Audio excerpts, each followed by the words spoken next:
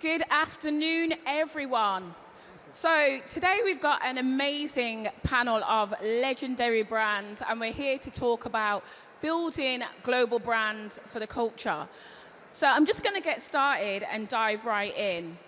When you hear for the culture, what does that mean for you personally, and how does that show up in what you create?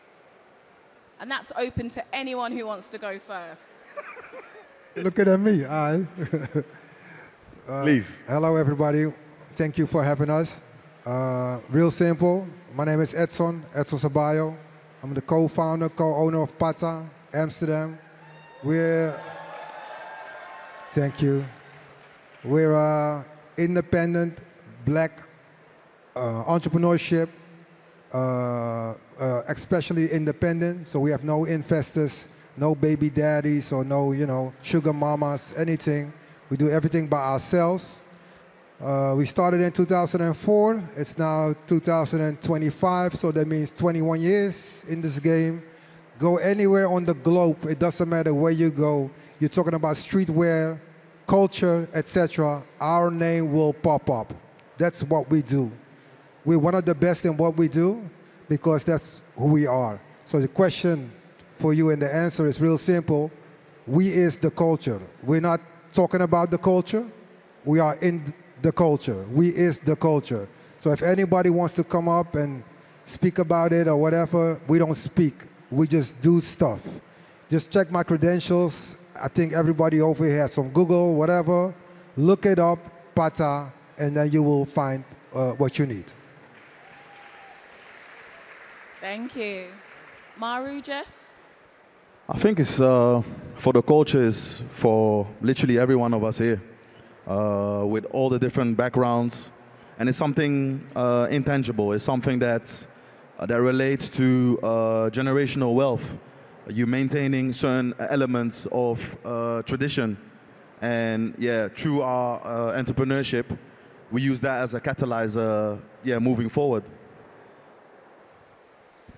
Well, there's not much to add, but I would say from a personal point of view, for the culture means to shine light on different stories, to bring new perspectives to the dialogue, serving the community that you're from. I love that. And so we're going to move firstly to Jeff. Your business started as a blog among friends, and then what point did you realize that this was more than just clothes and you was actually building a cultural movement? Yeah, so first and foremost, obviously my name is Jefferson Osei. I founded the daily paper with two of my best friends, Abdurrahman Trabsini and Hussein Suleiman. Abdurrahman is from Moroccan descent, Hussein is from Somalian descent, and I have Ghanaian origins. And basically, when we started Daily Paper, it was a blog about the lifestyle of Amsterdam. Creatives living in Amsterdam, hosting exhibitions, events, and basically capturing the lifestyle of young talents via a blog. We were inspired by platforms like Street Etiquette from New York, Bobby Hundreds from LA, the Madberry Club, and I'm talking about the Tumblr era. So like 2010s, that type of period. So we started to print t-shirts literally to promote the blog. And at that point, we felt like, okay, this can turn into something big, because blogging at that time, you can compare it to vlogging today. At that time, blogging was the medium to showcase stories around creatives. And it was simple, a picture with a little text, a paragraph about your experience in life. So we would travel to trade shows, fashion weeks, we would organize events, panels, exhibitions, whatnot, and cover that on our blog. So eventually, we felt that our community loved our offline activities.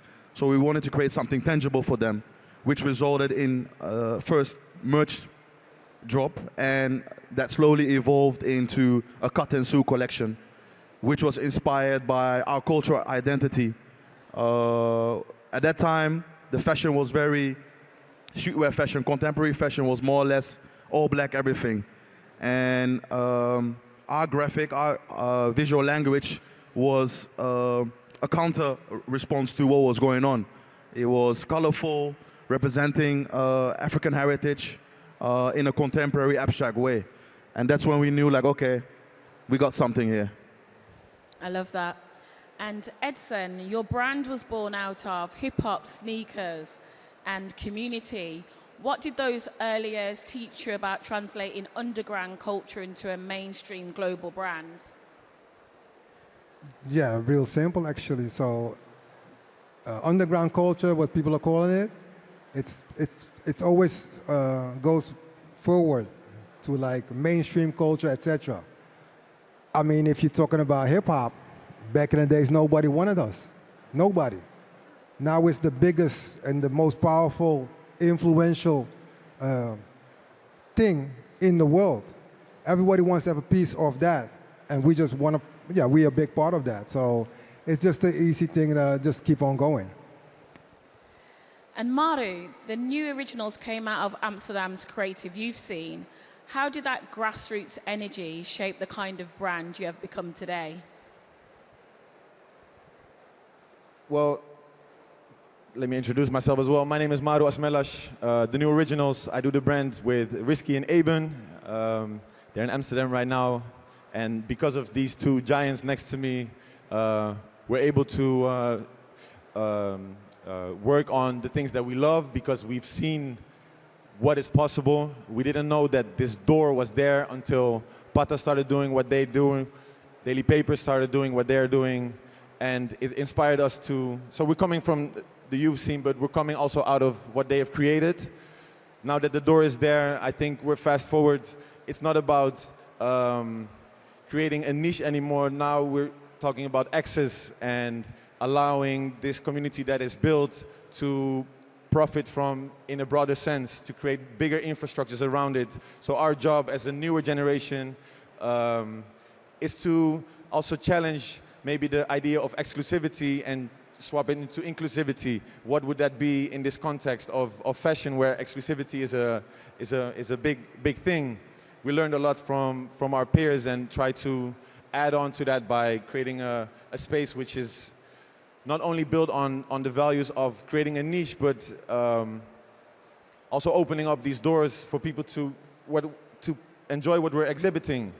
And yeah, that's I think a core value that we've been taught, and we need to carry further. And then there will be another journey for the next generation. And we see that sometimes when brands get big, they like to kind of assimilate to kind of fit a mainstream narrative. But as your brand's grown and got global attention, how did you manage to maintain your authenticity without diluting it or making it become performative? I think that's for us, it's real simple. Like how Jefferson said also, like we're from Amsterdam. I remember like a couple of years ago, it was a very great example, like a little city in Amsterdam, like Amsterdam is like a little city that we had the whole world on lock. We was doing the Air Max Waves in the same year, and they did the Adidas Ajax shirt, and then the whole world was looking at us. So first and foremost, I'm also a fan of them, and I'm a fan of the new originals, but also other teams like Smith, Bonner, but also the people in Amsterdam. Amsterdam is like a really community, and everybody loves to share stories and ideas and etc. because, you know, the cake is big for everybody. And I think that's the most important thing over here, especially with the Amsterdam vibe, what we bring into a London, that you can actually create somebody with somebody else. And I think that's the most important thing, to teach forward, but also learn from your other peers, from TNO and Daily, and to just bounce off each other. And together we are bringing stuff to you guys. That's why we're sitting over here. Yeah, to add on to that, I think by staying true to ourselves, that's how we managed not to dilute the brand. In what Edson is saying, like Patta has always stayed to their core. TNO has always been thinking out of the box, and we have always centered Africa as the motherland, the source of inspiration. So in that sense, you always stay true to yourself, and people will gravitate towards that eventually. Amazing. So Jeff, Daily Paper has stores in Amsterdam and London, each with a distinct vibe. What did you learn about adapting to different markets while keeping your identity intact? First and foremost, it's not a race. It's not a sprint. It's a marathon.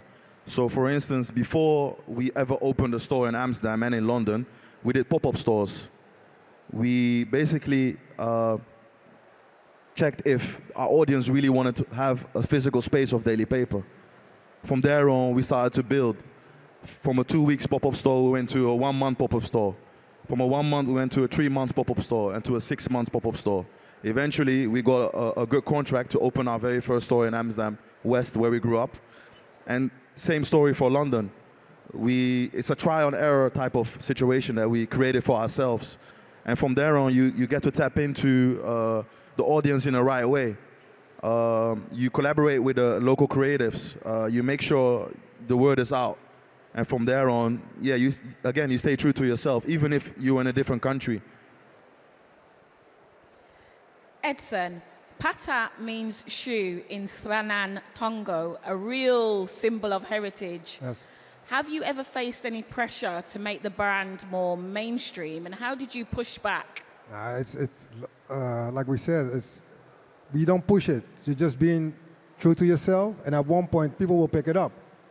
There's so many kids all over the globe that has the same mentality, same vision, etc., and they just be like, "Oh shit, this is dope. Let me pick that up." And it's just real simple. You don't think too difficult. Just keep life simple, keep everything simple, and the rest will follow. We don't chase anything. People will actually come to us. So all the stuff like you see on the internet with the collabs that we do, the Nikes, the whatever, they came to us because we present something that they don't have. And that's very powerful to have. And that's why I like to be over here at this Black Tech Festival. You have to understand, if you're black or colored, etc., you have a lot of power. Use that. Don't abuse it. Just use it. Because we are the most powerful people in the world. But you need to, how you say that? You need to realize it. And if you realize that, then it's easy to work. And keep it simple, real simple. Don't hesitate, don't chase. Because like how Jefferson said, it's a marathon, it's not a sprint. You can make a lot of money, like $1 million or whatever, in like 2 weeks. But I'd rather make a couple of millions in 10 years and learn about that money, how to invest, how to buy houses, how to pull up my people from the dirt to be in my cipher, to make them head of marketing, head of anything, to be the best what they can do. And I think that's very important, especially what we do in Amsterdam. I mean, especially with Daily and TNO. They're doing the same too. That's what I like about us. That's amazing. So it's definitely a round of applause. So important to give back to our own community and create opportunities as well. So Maru, your motto is think outside, out of the box. Do you have an example of a risk or creative direction that embodies that, even if it didn't make sense to other people at the time? So think out of the box, it means more or less to be free in the consideration for what you have for your future. What can you consider to be? When we started, we were inspired by people that were around us, but that is not always the case for everyone. You don't always have people to look up to close to you. So with this mentality, it's to stimulate people to think in freedom, to free yourself from opportunity and to allow yourself to experiment, to make mistakes. There's so much pressure, especially in the industries that we're working in, tech, fashion, of results and a lot of high achievement. But the great and interesting stuff to me and to the brand is when you're daring something new, when you're experimenting, when you're thinking outside of the box. One of the examples that was very successful in the end for us, but didn't make sense at the time, is that we wanted to showcase our collection in a film that we produced in Ghana, while we've never produced a film, we were working with a director that never did a scripted film, but we feel like we need to show what we're inspired by, African film. We want to showcase the creatives that are around us and inspiring us, and think of new ways to showcase our collection. There's no return of investment in making this film because we're not showing in crazy cinemas. There's no tickets being sold, but it made people realize what inspires us and why this clothing means something, or at least the meaning that we're trying to put in there. Still, some of y'all might be like, what is the correlation between making a film that has nothing to do with fashion per se and showcasing that as a brand? Well, I don't have the answer, but there's a lot of joy in using that freedom and expressing the things that inspire you, basically. Yeah, that's amazing. We're going to shift the conversation a bit now and talk about impact, collaboration, and responsibility. You've all built amazing communities around your brand. How do you maintain that sense of belonging and inclusion with those communities, especially as you grow and expand? First and foremost, collaboration should be a true partnership. It shouldn't be a one-sided approach. Also, for instance, like when you collaborate and you get inspired by a certain cultural heritage or a certain craftsmanship, you make sure that you include the people who originated it, people who basically are known for it. That's how you basically expand the horizon for everyone. And that's how we approach everything that we do. So, like, doing this brand, we learned so much about our background. We learned so much about all the different tribes in Somalia, in Morocco, and in Ghana, and in all the other 49 countries in Africa. It's like we learned so much just through fashion. And because we don't know it all, it's very, very, very important that when you work, when you get inspired by certain countries or whatever, you make sure you include the local talents. You make sure they are seen, they're heard, and you make sure their story get translated in an abstract, modern way, so that people out here in the Western society can gravitate towards it in a very natural way. And that's what we've been doing over the years. I have to be honest, I didn't get the question. So you've all built communities around your brand. How do you maintain a sense of belonging and inclusion for that community, especially as your brand builds and grows bigger and bigger? That's a good question. I think one of the things is that especially as a brand, there needs, in my opinion, needs to be a balance between things that are profitable and things that that you strive for, which doesn't exclude it being from profitable, but you create a domain where there's a dialogue possible with people from outside, where it's possible to try out new things that, for example, this film, that don't have a return of investment, but do get a lot of people involved that wouldn't necessarily buy the product or be able to understand what we're doing. Authenticity is also what Edson was saying, is something that we bring into the room rather than that we have to remember to keep. In a way, that's a mentality. It's not a truth, but it's something that holds confidence and that will inspire. Thank you. Edson, you founded Patta Academy to mentor young creatives. Why is this important to you, and what impact have you seen through your academy and the work that you're doing? It's just the investment. We as Patta, we love to invest, especially now. To be fairly honest, like I'm 53, so I play the end game. I'm in the end zone. So for me now, it's like to give the torch to the younger generation. And we do that already in our own company, but also with the Patta Academy. It started like 5 years ago. A friend of mine asked me to do a talk in the Southeast. I did it. He's like, yo, you want to start like an academy, like a summer school? And then I was thinking like, oh, why not? I mean, like, it's always good to have the youth represent you and pass the torch to them. So I started the academy, and then without funding from like the local authorities, so no government, I just looked at all the partners that we already had.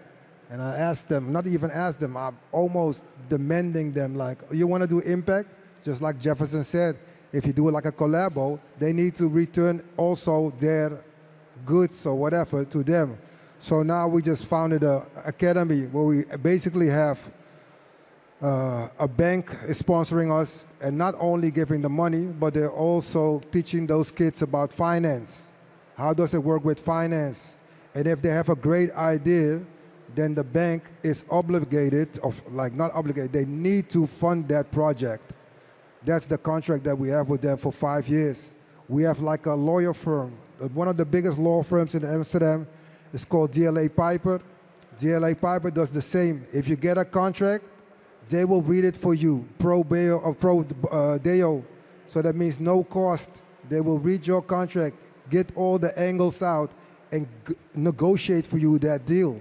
That's how they do it. Plus, they need to, of course, give money for our academy. And I can keep on because we have like 6 or 7 of those sponsors. Not only they're going to give us the money, but they also need to invest with their knowledge, with their network, with their presence, with their facilities.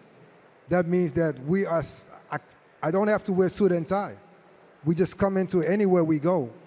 And I think that's very important for especially young kids to see oh, this is also feasible.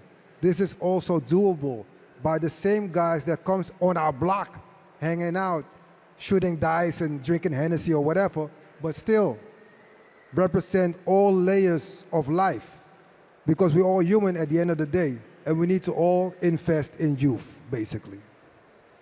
That's super inspiring. Thanks. Maru, SMIB TNO Fest has become a cultural moment for young people in Amsterdam. Why is it vital to create spaces and not just products? I think as a brand, obviously the product is one of those tangible things that people can tap into, be a part of what you're creating. Though that product stands for something, it means something. And the brands that we have, we put a lot of effort in that meaning. The product on its own can move, but what we're building, I think, is an establishment that inspires. And those establishments, they need physical spaces. They need, you need to see the people mobilize. The power of mobilizing people is such a, it's underestimated within our community how powerful that actually is, the access that we are able to give to investors and then mobilize people.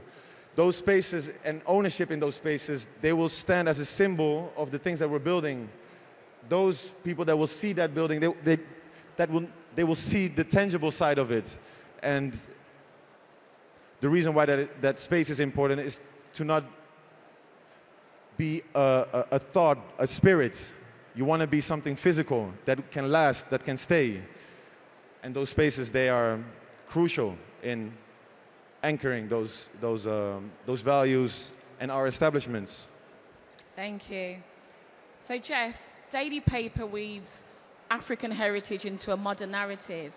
How do you ensure that these stories are told with depth and not just design aesthetics?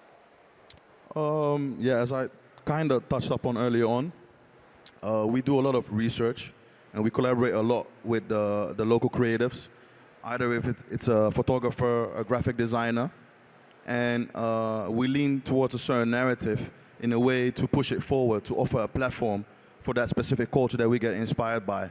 And from there on, you create an art direction that fits the whole concept and that creative or artistic direction. And that's how it transcends globally, because we put the Daily Paper touch up on it and make sure it's accessible for the diaspora globally. And even if you're not from African descent, you can still relate to it because it's a celebration of cultural identity.